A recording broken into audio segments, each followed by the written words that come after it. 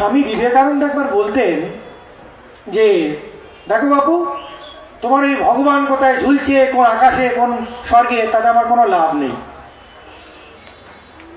উনি কি বড় ছিলেন, উনি কি আহামরি ছিলেন, তাতে আমার খুব একটা লাভ নেই।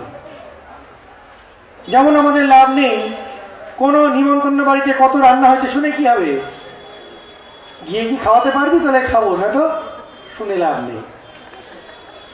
ঠিক সেরকম স্বামী বিবেকানন্দ অমুক ছিলেন তমুক ছিলেন, সেটা শুনতে ভাল লাগে, বাহ ভালো লোক, বাহ একটা অসাধারণ লোক, কিন্তু আমার কি হলো? আমাদের রাজা মহারাজ কি বলতেন খুব সুন্দর, যে সারা জীবনটা হই হই চই চই চালাকি ঠালাকি করে কাটিয়ে দিল, শেষে যখন ফাঁদে পড়ল, তারই দোষগুলো তার দিকে ঘুরে ফিরল, তখন সে বলে হে ভগবান কি করলাম? তখন ভগবান বলে তাই তো, কি করলি?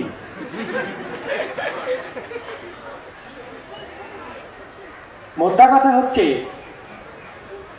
আগুনের কাছে যখন এসছি, আগুনের দাবানলের বর্ণনা দিয়ে খুব একটা লাভ হবে না যদি না একটু আগুন বাড়িতে নিয়ে যায়। অনেক খাবারের নাম শুনে কোনো লাভ হবে না যদি না একটা দুটো আইটেম একটুখানি খেয়ে পেটটা ভরাই।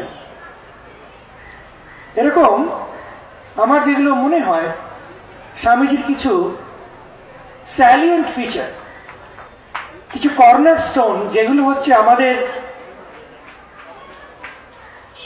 স্বামীজিকে স্বামীজি করে রেখেছে আমাদের সামনে, এবং স্বামীজিকে অন্যের থেকে এক আলাদা ঔজ্জ্বল্য দিয়ে আবৃত করে রেখেছে। আমাদের সবার প্রিয়ত্বের খবরটা কোথায় আছে, রহস্যটা কি?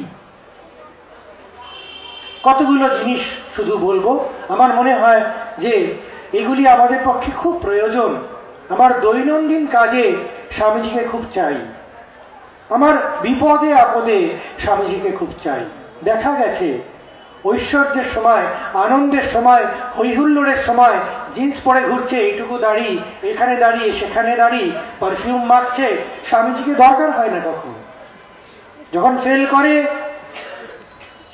আরো বিভিন্ন রকম জীবনের বিপর্যয় যখন মানুষের কাছে সে দাঁড়ায়, যখন একা হয়ে যেতে হয়, যখন কোনো সাহায্য নেই, কোনো সান্ত্বনা নেই, তখন দেখা যায় আগুনের মতো জ্বলছেন স্বামীজি আমার পাশে দাঁড়িয়ে একা।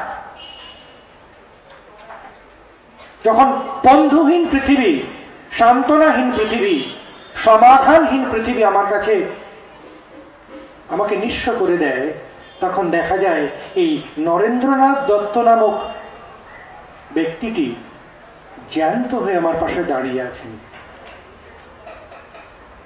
শুধু দাঁড়িয়ে নেই, আমার ঝুঁকে পড়া শিরদাঁড়াটা সজোরে সোজা করে দিলেন, যেটা কেউ পারছিল না। বাবা মা পারেনি, বন্ধুরা পারেনি, নিজেই পারিনি। স্বামীজি একটা সুন্দর কথা বলতেন, এভরিথিং লাইজ ইন ম্যানলিনেস। সবকিছু পুরুষাকারের মধ্যে আছে। হয়ে যাবে একটা, ভগবানকে তাও ডাকি, শনি ঠাকুরকে তো একটা ফুল টুল দিই ভাই, এই বল না ভাই আমাদের প্রার্থনা করিস, হ্যাঁ পরীক্ষায় পাস করবো। কতজনকে সাপোর্ট করছে, ধরে ধরে উঠছে। সেটা পছন্দ করতেন না Swamiji.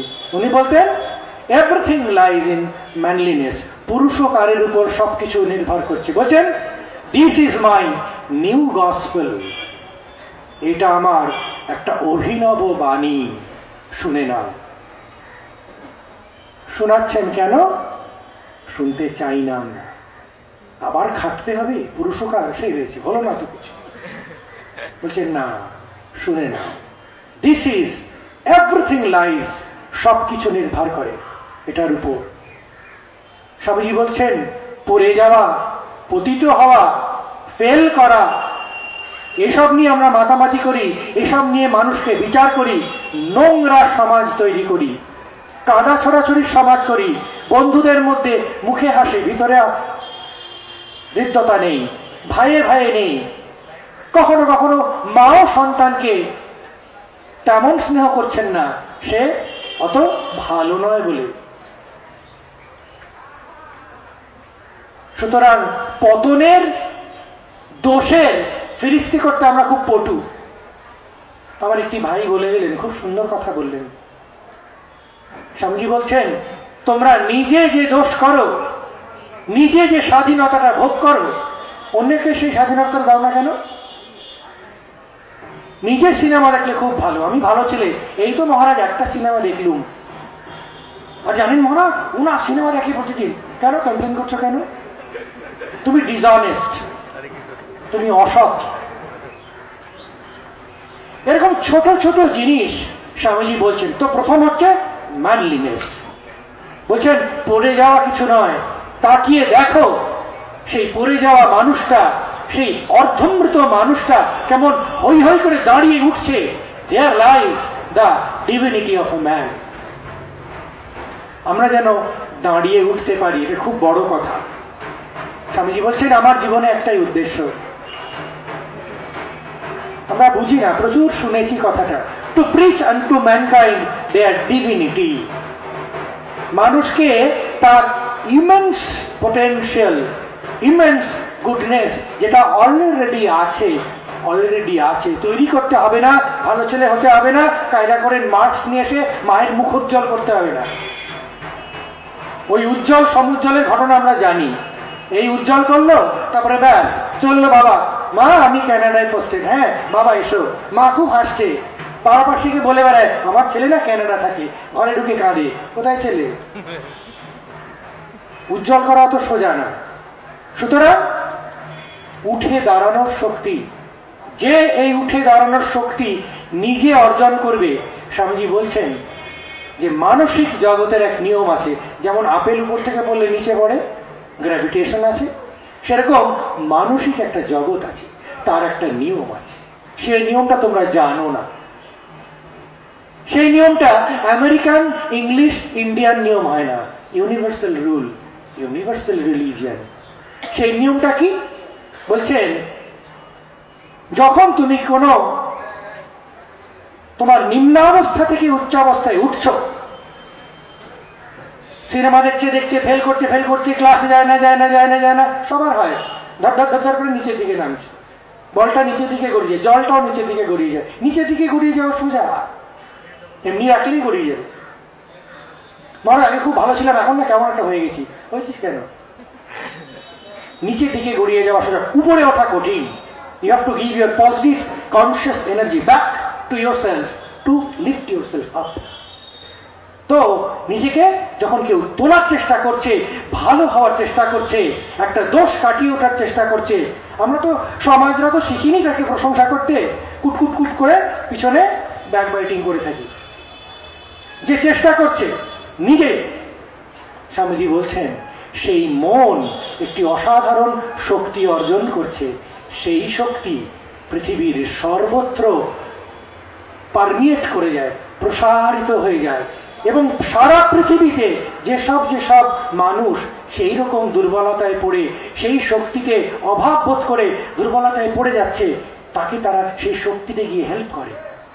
We don't know this rules, this laws, তাকে গিয়ে হেল্প করে সেই শক্তিটা, যেটা তুমি পারমিয়েট করেছো, না জেনেই করেছো, এবং তাদের কাছ থেকে তাকে সেই নিম্নাবস্থা থেকে উপরে উঠিয়ে দেয়, সাহায্য করে। যেই সাহায্য করলো, that power gains a momentum of still more power and power and power. সেই পাওয়ারটা অনেক পাওয়ার জোগাড় করে করে করে করে করে করে it will definitely come back to you. It will come back definitely to you. এবং তুমি দেখবে একটু ভালো হতে চেষ্টা করেছো, কোথা থেকে কত সাহায্য, কত ভালো হয়ে যাচ্ছ, আরো শক্তি পাচ্ছ। এটা গুণোত্তর ভাবে বৃদ্ধি পায়। সুতরাং যে ভালো হতে একটু চেষ্টা করে, যদি সঠিক আন্তরিক চেষ্টা করে, সে আবার আরো ভালো হয়ে যায়। This is the law, and we don't know that. আমি ভাবছি অন্যের উপকার করতে হবে, নিজেরটা করলেই তো হতো। অন্যকে নোট দিতে হবে, আমারটা লিখে দেবে, নম্বর পাবো না, একই নম্বর হয়ে যাবে।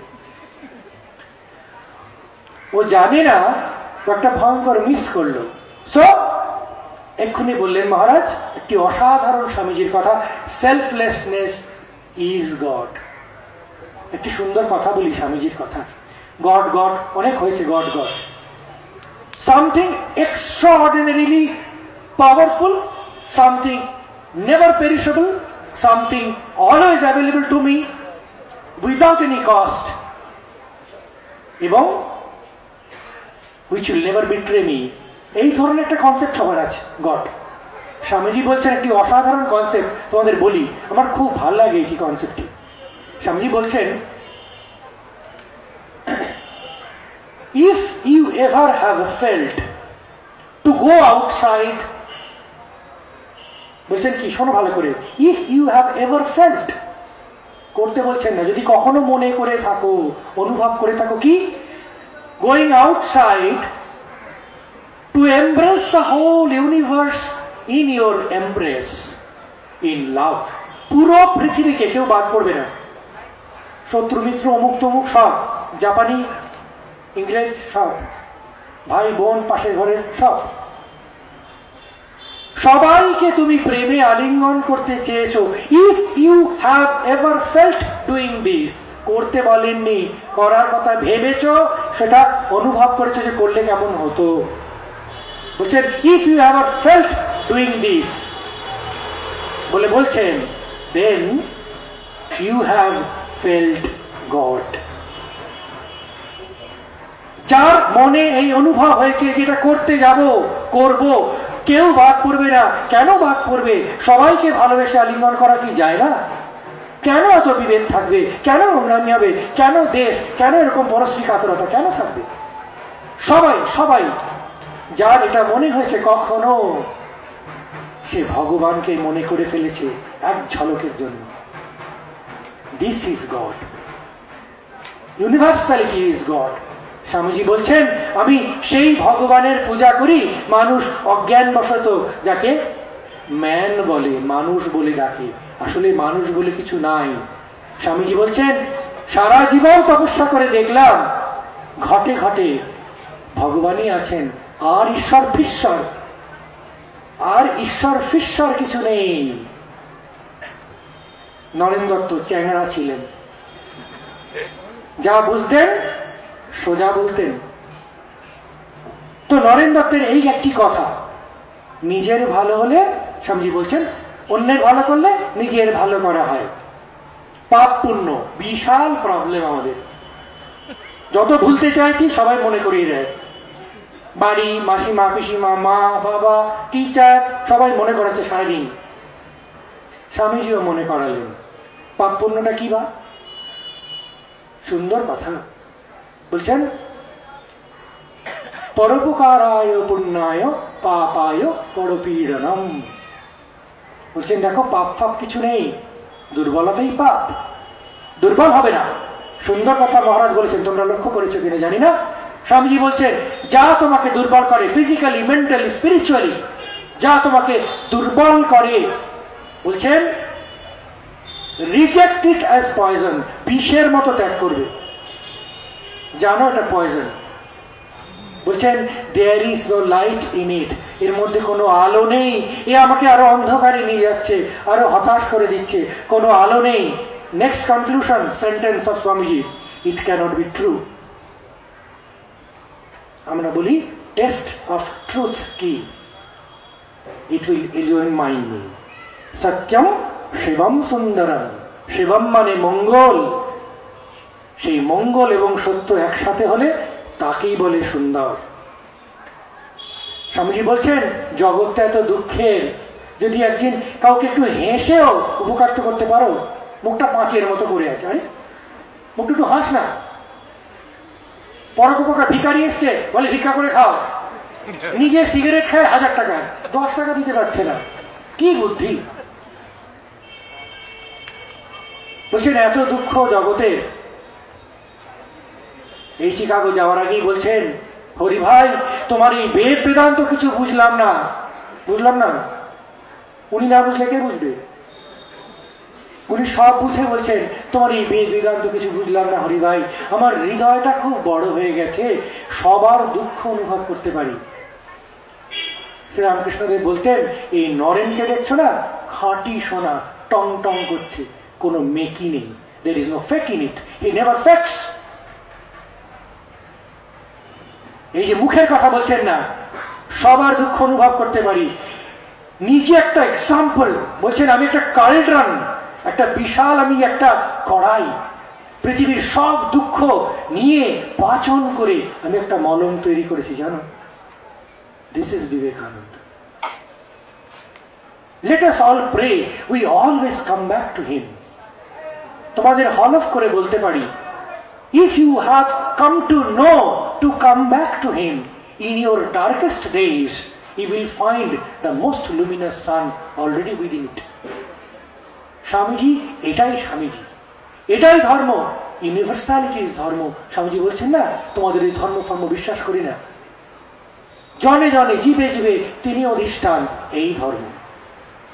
তোমরা মানবতা বলো, হিউম্যানিজম বলো, ফেমিনিজম বলো, আই ডোন্ট বদার। ইজিম টিজিমে খেও না বাবা, সব ইজিম টিজিম তৈরি করে শেষে ওই কুটো বেঁধে ঝগড়া করা। So don't come to that conclusion. If your all intellectualism comes to a contrary conclusion, contradictory conclusion, it is wrong. ভুল করছো। Conclusion is one, যে ঘটে ঘটে তিনি অবস্থান, তার সেবাতেই। স্বামীজির একটি কথাই নাও না, সদানন্দ স্বামী ছিলেন খুব বিখ্যাত একজন সন্ন্যাসী, অসাধারণ ত্যাগী। তিনি বলতেন, তোদের ওই চিকাগোর স্বামী বিবেকানন্দের গ্ল্যামারে পড়ে আমি সাধু হতে আসিনি, তোর নরেন দত্তের প্রেমে পড়ে এসেছিলাম। This is Naren Datta. প্রেমেশ মহারাজ খুব বিদগ্ধ একজন সত্য রসিক স্বামীজি ছিলেন। উনি একটা সুন্দর গান লিখেছেন, যারা ঠাকুরমা স্বামীজি একটু পরিচিত আছে তারা জানে। এটি কীর্তনের মতো গান, জয় জয় রামকৃষ্ণ ভুবন মঙ্গল, জয় মাতা শ্যামা সুতা অতি নিরমল। খুব সুন্দর গান, প্রভাতী গান। তাতে অসাধারণ বুদ্ধিমান মহারাজ, উনি একটি অদ্ভুত বিশেষণ দিচ্ছেন, জয় বিবেকানন্দ জয় পরম দয়ালু। বললেন না তো বেদান্ত কেশরী, হুঙ্কার, হুঙ্কার ফুঙ্কার কিছু না, আসল কথা, হৃদয়ের কথা। স্বামীজি ইজ অলরেডি উইদিন আস। আমরা যে স্বামীজি পড়লে একটি অনুভব হয়, এটাই তো শুনতে চাইছিলাম, এমনটা করে তো কেউ কি বলে না। This is Swamiji. Let us all take Swamiji with one oath, যে হ্যাঁ প্রতিদিন না হয় যে কোনো দিন স্বামীজি একটু পড়বো, লুকিয়ে লুকিয়ে একা একা পড়বো, একটা সেন্টেন্স যদি ভালো লাগে সেটাকে ধরে থাকবো। তাহলে কি হবে জানো?